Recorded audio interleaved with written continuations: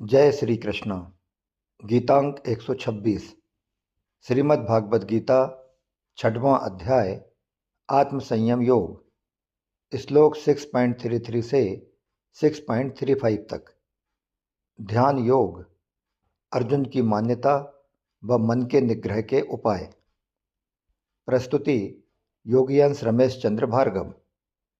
प्रिय धर्म प्रेमियों, पिछले अंक में हमने निर्गुण निराकार के ध्यान का प्रकरण नामक शीर्षक का स्वाध्याय मनन किया। अब इस अंक में हम ध्यान योग, अर्जुन की मान्यता व मन के निग्रह के उपाय विषयक स्वाध्याय मनन करेंगे।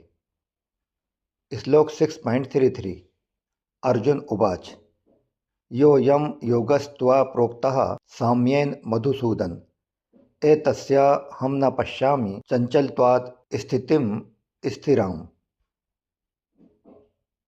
अर्जुन ने कहा, हे मधुसूदन, जो यह साम्य योग आपने कहा, मैं मन के चंचल होने से इसकी चिरस्थायी स्थिति को नहीं देखता हूँ। यो यम योगस्त्वा प्रोक्तः साम्येन, यहाँ अर्जुन ने जो अपनी मान्यता बताई है वह ध्यान के साधन को लेकर है। कारण कि 32वां श्लोक ध्यान योग द्वारा सिद्ध पुरुष का है और सिद्ध पुरुष की समता स्वतः होती है। इसलिए यहाँ यह पद से इस प्रकरण से पहले कहे हुए योग यानी समता का संकेत है और अयम पद से 10वें श्लोक से 28वें श्लोक तक कहे हुए ध्यान योग के साधन का संकेत है। एतस्याहं न पश्यामि चंचलत्वात् स्थितिम स्थिराम। इन पदों से अर्जुन का यह आशय मालूम देता है कि कर्म योग से तो समता की प्राप्ति सुगम है, पर यहाँ जिस ध्यान योग से समता की प्राप्ति बताई है, मन की चंचलता के कारण उस ध्यान में स्थिर स्थिति रहना मुझे बड़ा कठिन दिखाई देता है। तात्पर्य है कि जब तक मन की चंचलता का नाश नहीं होगा तब तक ध्यान योग सिद्ध नहीं होगा और ध्यान योग सिद्ध हुए बिना समता की प्राप्ति नहीं होगी। जिस चंचलता के कारण अर्जुन अपने मन की दृढ़ स्थिति नहीं देखते, उस चंचलता का आगे के श्लोक में वे उदाहरण सहित स्पष्ट वर्णन करते हैं। श्लोक 6.34 चंचलम ही मनस कृष्ण प्रमाथि बल भद्रढ़ तस्याहम निग्रहम मन्ये वायोरिव सुदुष्करम।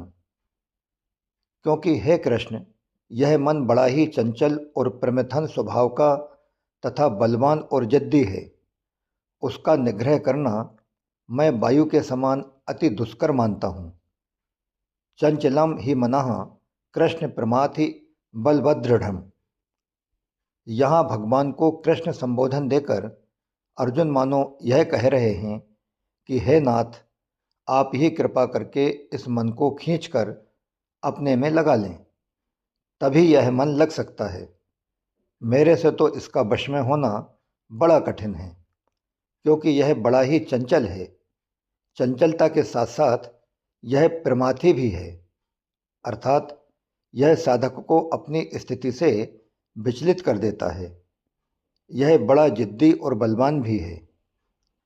भगवान ने काम अर्थात कामना के रहने के 5 स्थान बताए हैं: इंद्रियां, मन, बुद्धि, विषय और स्वम। गीता 2/59, 3/34 और 3/40। वास्तव में काम स्वम में अर्थात चिज्झड़ ग्रंथि यानी एड्रिनल ग्लैंड्स में रहता है तथा इंद्रियां, मन, बुद्धि और विषयों में इसकी प्रतीति होती है। काम जब तक स्वम से निवृत्त नहीं होता तब तक समय समय पर यह इंद्रियों आदि में प्रतीत होता रहता है, पर जब यह स्वम से निवृत्त हो जाता है तब इंद्रियों आदि में भी यह नहीं रहता। इससे यह सिद्ध होता है कि जब तक स्वम में काम रहता है तब तक मन साधक को व्यथित करता रहता है। अतः यहाँ मन को प्रमाथि बताया गया है। ऐसे ही सौम्य काम रहने के कारण इंद्रियां साधक के मन को व्यथित करती रहती हैं। तात्पर्य यह है कि जब कामना मन और इंद्रियों में आती है तब वह साधक को महान व्यथित कर देती है, जिससे साधक अपनी स्थिति पर नहीं रह पाता। उस काम के सौम्य रहने के कारण मन का पदार्थों के प्रति गाढ़ खिंचाव रहता है। इससे मन किसी तरह भी उनकी ओर जाने को छोड़ता नहीं, हठ कर लेता है। अतः मन को दृढ़ अर्थात जिद्दी कहा है। मन की यह दृढ़ता बहुत बलवती होती है, अतः मन को बलवत कहा है। तात्पर्य यह है कि मन बड़ा बलवान है, जो कि साधक को जबरदस्ती विषयों में ले जाता है। शास्त्रों ने तो यहाँ तक कह दिया है कि मन ही मनुष्यों के मोक्ष और बंधन में कारण है, परंतु मन में यह प्रमथनशीलता, दृढ़ता और बलवत्ता तभी तक रहती है जब तक साधक अपने में से काम को सर्वथा निकाल नहीं देता। जब साधक स्वयं काम रहित हो जाता है तब पदार्थों और विषयों का कितना ही संसर्ग होने पर भी साधक पर उनका कुछ भी असर नहीं पड़ता है। इस प्रकार मन की प्रमथनशीलता आदि नष्ट हो जाती है। मन की चंचलता भी तभी तक बाधक होती है जब तक स्वयं में कुछ भी काम का अंश रहता है। काम का अंश सर्वथा निवृत्त होने पर मन की चंचलता किंचित मात्र भी बाधक नहीं होती। तस्याहम निग्रहम मन्ये वायोरिव सुदुष्करम। अर्जुन कहते हैं, हे कृष्ण, इस चंचल प्रमाथि दृढ़ और बलवान मन का निग्रह करना बड़ा ही कठिन है। जैसे आकाश में विचरण करते हुए वायु को कोई मुट्ठी में नहीं पकड़ सकता, ऐसे ही इस मन को कोई पकड़ नहीं सकता। अतः इसका निग्रह करने को मैं महान दुष्कर मानता हूँ। अब आगे के श्लोक में भगवान अर्जुन की मान्यता का अनुमोदन करते हुए मन के निग्रह के उपाय बताते हैं। श्लोक 6.35 श्री भगवान उवाच असंशयम महाबाहो मनो दुर्निग्रहम चलम अभ्यासेन तु कौन्ते वैराग्येण च गृह्यते।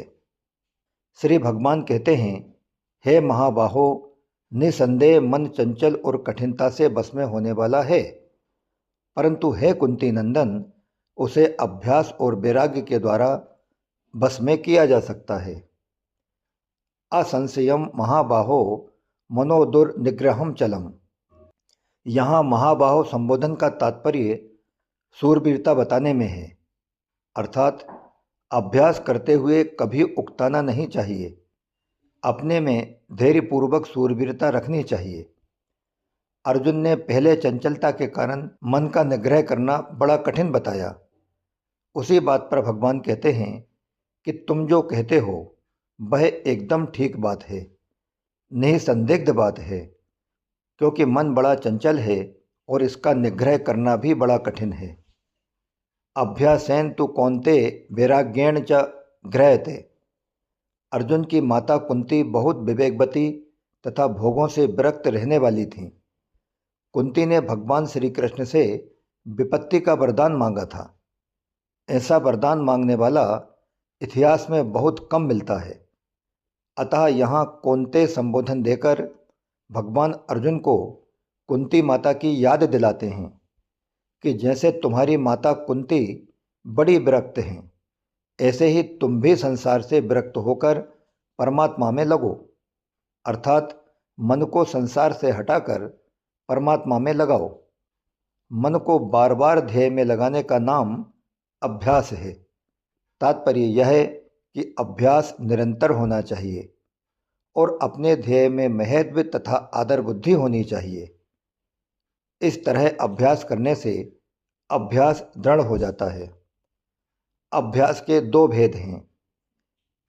पहला यह है कि अपना जो लक्ष्य ध्येय है उसमें मनोवृत्ति को लगाएं और दूसरी वृत्ति आ जाए अर्थात दूसरा कुछ भी चिंतन आ जाए तो उसकी उपेक्षा कर दें, उससे उदासीन हो जाएं। दूसरा यह है कि जहाँ जहाँ मन चला जाए वहाँ वहाँ ही अपने लक्ष्य को, अपने इष्ट को देखें। अभ्यास की सहायता के लिए वैराग्य की जरूरत है, कारण कि संसार के भोगों से राग जितना हटेगा मन उतना ही परमात्मा में लगेगा। वैराग्य के उपाय। पहला, संसार प्रतिक्षण बदलता है और स्वरूप कभी भी तथा किसी भी क्षण बदलता नहीं। अतः संसार हमारे साथ नहीं है और हम संसार के साथ नहीं हैं। ऐसा विचार करने पर संसार से वैराग्य होता है। दूसरा, अपने कहलाने वाले जितने कुटुंबी, संबंधी आदि हैं वे हमारे से अनुकूलता की इच्छा रखते हैं, तो अपनी शक्ति, सामर्थ्य, योग्यता, समझ के अनुसार उनकी न्याययुक्त इच्छा पूरी कर दें और परिश्रम करके उनकी सेवा कर दें, परंतु उनसे अपनी अनुकूलता की तथा कुछ लेने की इच्छा का सर्वथा त्याग कर दें। इस तरह अपनी सामर्थ्य के अनुसार वस्तु देने से और परिश्रम करके सेवा करने से पुराना राग मिट जाता है और उनसे कुछ भी ना चाहने से नया राग पैदा नहीं होता। इससे स्वाभाविक ही संसार से वैराग्य हो जाता है। तीसरा, जितने भी दोष, पाप, दुख पैदा होते हैं वे सभी संसार के राग से ही पैदा होते हैं और जितना सुख, शांति मिलती है वह सब राग रहित होने से ही मिलती है। ऐसा विचार करने से वैराग्य हो ही जाता है।